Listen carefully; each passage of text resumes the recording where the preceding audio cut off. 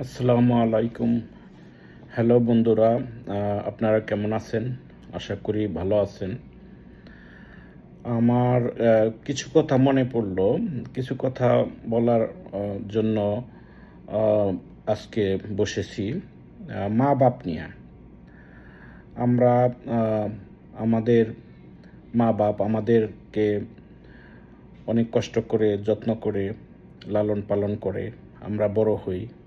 বড় হয়ে কে কতটুকু বা মা-বাপের জন্য করি, কেউ করতে পারি না। কেউ বা করার অ্যাবিলিটিও থাকে না। কিন্তু আল্লাহ পাক আমাদেরকে কতগুলি দোয়া শিখিয়েছেন। সে দোয়া করলে মা-বাপকে আল্লাহ পাক অনেক ভালো রাখবেন। সেই দোয়াগুলি আমাদের শিখা উচিত।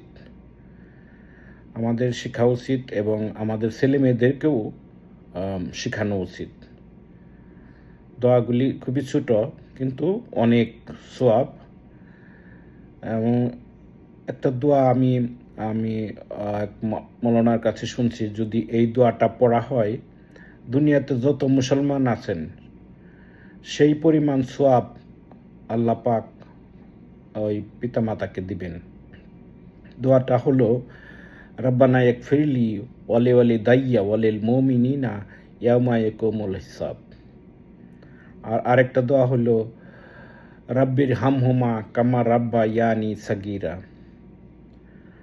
আরেকটা দোয়া আছে রাব্বানা হাবলানা আজওয়াজনা যুররিয়াতিনা কুররাতা আয়ুনি ওয়াজআলনা লিল মুত্তাকিনা ইমামা।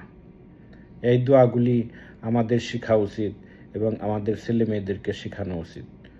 আশা করি আমরা সবাই এই দোয়া পড়ে মা বাপের জন্য দোয়া করব। ভালো থাকবেন, আবার কথা হবে। আসসালামু আলাইকুম।